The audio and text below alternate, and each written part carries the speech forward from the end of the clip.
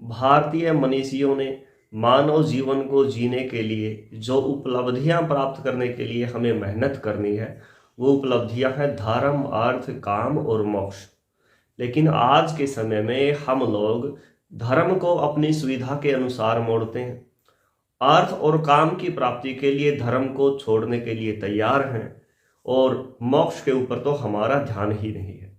हमारा ध्यान सिर्फ इसी बात पर है कि जो कुछ है वो अभी है, यही है, आगे का जन्म किसने देखा। लेकिन हमारे पूर्वजों ने धर्म के लिए बड़े बड़े त्याग किए हैं। वो जो त्याग किए हैं, हम उनके ऊपर आज चर्चा करेंगे एक छोटी सी वीडियो के माध्यम से, और आगे भी आपके साथ ऐसी जानकारी साझा करते रहेंगे। आपने राजा हरिश्चंद्र का नाम तो जरूर सुना होगा, जिन्होंने धर्म की रक्षा के लिए स्वयं को बेच दिया, अपनी पत्नी को बेच दिया, अपने राज्य को छोड़ दिया और अपने छोटे से बच्चे को बेच दिया, सिर्फ धर्म की रक्षा के लिए। अब यहाँ पर कुछ नए बुद्धिजीवी लोग ये भी कहेंगे वो कैसा धर्म था जिसमें बीवी बच्चों तक को बेच दिया, खुद को बेच दिया, वो धर्म नहीं अधर्म था। लेकिन वो धर्म था, वो त्याग थी, वो तपस्या थी, वो महाराजा हरिश्चंद्र के द्वारा हुए एक अनजाने में हुए अपराध की एक सजा थी, उनकी एक परीक्षा थी, जिनको उन्होंने 100% धर्म के अंदर रह कर के भोगा, और उसका यश और फल उनको ये मिला कि आज भी हम राजा हरिश्चंद्र की बात करते हैं। कोई आदमी यदि किसी बात पर सत्य बोलता है तो हम उसे बोलते हैं कि राजा हरिश्चंद्र की औलाद। सोचो, आज से हजारों वर्ष पहले जो राजा हुआ था उसकी हम आज भी चर्चा करते हैं, तो इससे बड़ा यश क्या हो सकता है। आज राजा हरिश्चंद्र की जो कहानी है उसके बारे में हम बात करेंगे। हुआ क्या कि एक बार ऋषि कौशिक ऋषि, अब कौशिक ऋषि से आप समझ में आओगे कि कौशिक ऋषि का क्या संबंध है। तो कौशिक ऋषि विश्वामित्र को कहा जाता है। विश्वामित्र का जब जन्म हुआ था तो वो एक राजा थे, और वो अपने राजा के जो सुख थे, जो राजा के दायित्व थे, उनको पूरा करके उनके मन में आया कि ये सब सुख जो है ये दिखावे के हैं, मैं तब करूंगा और ईश्वर की प्राप्ति करके मोक्ष को प्राप्त करूंगा। यानी जिसके पास बहुत धन संपत्ति थी वो उसको छोड़कर मोक्ष की ओर आए। तो राजा जो विश्वामित्र हैं वो तप कर रहे थे, और वहां पर गलती से राजा धूम धड़ाके के साथ राजा हरिश्चंद्र आ गए, जिनसे उनकी वर्षों से की जा रही तपस्या भंग हो गई। राजा हरिश्चंद्र जिस समय पर उस वन में आए महर्षि विश्वामित्र के सामने, उस समय पर जो है विश्वामित्र तपस्या में ऐसे लीन थे कि बहुत जल्दी उन्हें उनके तप का फल मिलने वाला था।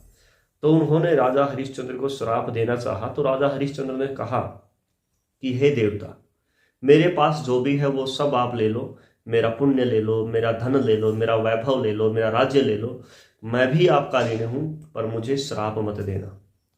यानी जो कुछ भी कमाया हुआ था वो सब कुछ राजा हरिश्चंद्र इस श्राप से बचने के लिए ऋषि को देने को तैयार हो जाते हैं। तो ऋषि कहते हैं, क्या दे सकते हो? अगर दे सकते हो तो मुझे तुम्हारा पुण्य दे दो, जिस पुण्य के बल पर तुम आज राजा हो वो पुण्य दे दो।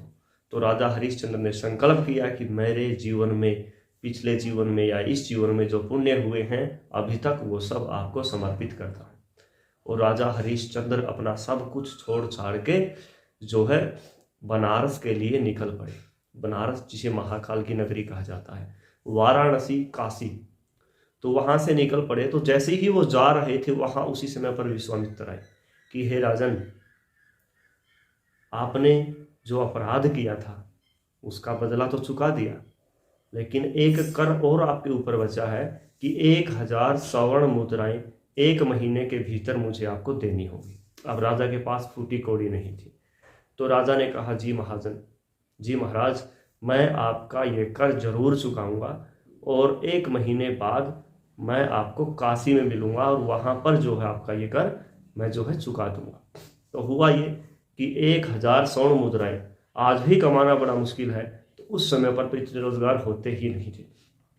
तो राजा ने 1000 स्वर्ण मुद्राओं के लिए खुद को बेचना जो है प्रारंभ कर दिया। लेकिन लोगों ने राजा को कहा कि एक दास 1000 मुद्राओं में कौन खरीदेगा? 1000 मुद्राओं में तो 20 दास हमें मिल जाएंगे। तो राजा को किसी ने नहीं खरीदा।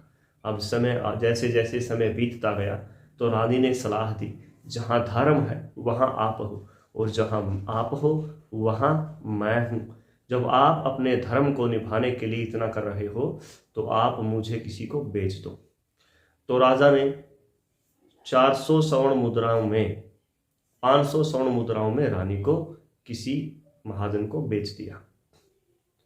तो फिर जो उनका बच्चा था रोहितास, तो रोहितास रोने लगा। तो राजा ने कहा कि हे महाजन, आपने दासी को ले लिया है, आप मेरे पुत्र को भी ले ले, ताकि माता पिता अलग ना हो। आप इसकी जो मुद्रा देना चाहे वो दे दो। तो उस व्यक्ति ने क्या कहा कि आप इस बच्चे के और 100 मुद्राएं ले लो और ये भी मुझे दे दो। तो वो दोनों वहाँ पर जाकर के रहना शुरू कर दिया। तो अब बचा हरिश्चंद्र। एक दिन बाकी था। विश्वामित्र आए कि हरिश्चंद्र मेरे पैसे। तो हरिश्चंद्र ने कहा कि हे महाराज, अभी सूर्य अस्त नहीं हुआ है और सूर्य अस्त तक मैं आपके सारे पैसे लौटा दूंगा। तो सूर्य अस्त होने ही वाला था और राजा ने खुद की बोली लगा दी। 50, 60, 70, 80, 100, 125, 200 रुपये तक जो है उसकी बोली लगी। उसके बाद लोगों ने बोली लगाना बंद कर दिया। फिर बाहर से एक डोम आया और डोम ने राजा हरिश्चंद्र की बोली लगाई 400 रुपये, और राजा हरिश्चंद्र के पास 600 रुपये थे, 400 और चाहिए थे। तो राजा हरिश्चंद्र ने उनको कहा कि आप मुझे खरीद लो। तो डोम ने कहा, तुम जो भी हो, जिस भी जाति से धर्म से हो, मुझे नहीं पता, लेकिन मैं बता देता हूँ। मैं एक डोम हूँ, मुर्दा घर में रहता हूँ, मुर्दों के शवों को जला करके जो अपना पेट पालता हूँ और धन कमाता हूँ। ये काम यदि तुम कर सकते हो तो मैं तुम्हें ले सकता हूँ, यदि ये नहीं कर सकते तो तुम अभी मना कर दो। तो राजा ने क्या किया कि अपने आप को उसे बेच दिया, और जो 100 स्वर्ण मुद्राएं देनी थी ऋषि वाल्मीकि को, वो सारी की सारी मुद्राएं उसको दे दी और अपने धर्म का पालन किया। अब आगे इससे भी दुखदायी एक कथा तैयार होती है।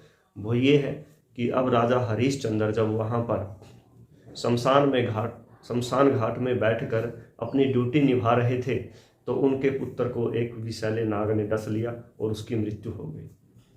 अब मृत्यु हो गई तो रानी उसको लेकर के शमशान घाट में आती है, और उसके पास कोई पैसे होते नहीं, और बिना पैसे के राजा हरिश्चंद्र उसे जलाने की अनुमति नहीं देते। जब राजा हरिश्चंद्र उसे जलाने की अनुमति नहीं देते तो वो कहती है कि मैं अब क्या कर सकती हूँ जिससे आपका कर मैं अदा कर सकूँ। क्योंकि राजा हरिश्चंद्र कहते हैं, यदि मैं बिना कर लिए इसको जलाने की अनुमति देता हूँ तो मेरे जो स्वामी हैं, जिन्होंने मुझे खरीदा है, तो ये उनके साथ विश्वासघात हो जाएगा। और जिस धर्म के लिए मैंने स्वयं को बेचा, धर्म राज्य को छोड़ा, पुत्र को बेचा, पत्नी को बेचा, उस धर्म को आज मैं कैसे त्याग दूं।